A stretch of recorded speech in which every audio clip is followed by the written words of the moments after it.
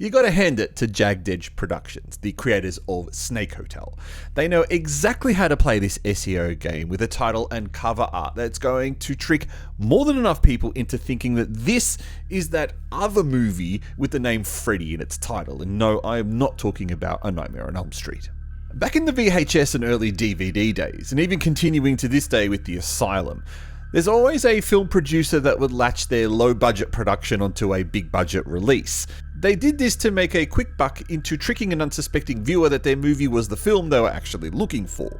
Now, the producer of this film is the same as the overhyped Winnie the Pooh Blood and Honey movie from earlier this year. It appears they looked at all the rubber masks they had left over and decided rather than let them go to waste, they were going to make another movie. And that's exactly what they did here.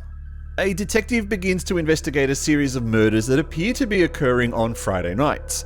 A creepy stockbroker is hiring escorts and leading them down to a warehouse where he demands they recite a Latin passage out loud for his arousal.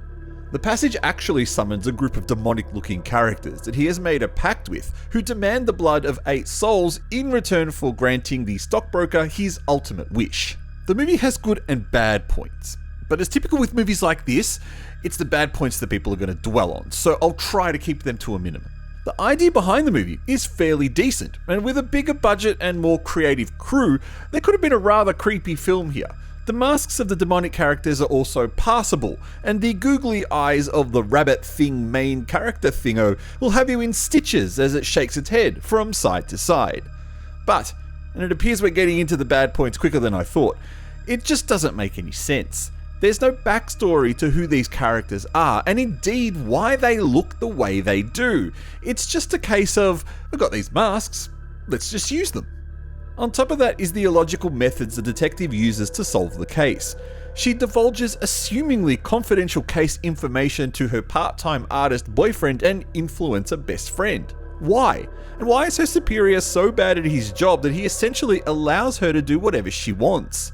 Then there are the technical issues. The movie's far too dimly lit, resulting in scenes that are frequently too dark to make anything out, while the digital blood splatter is too obvious when it's the same splatter effect repeated after each other. Low budget schlock. I think you know what you're getting yourself in before you watch this one. And knowing that it's from Jagged Edge Productions, who have a reputation all to their own, there's no surprises here. The other real big issue with this film is that for a 75-minute production, it feels like it goes for way longer. I'm the Artie Dans, and thank you for watching this review here on SHOCKMANIA.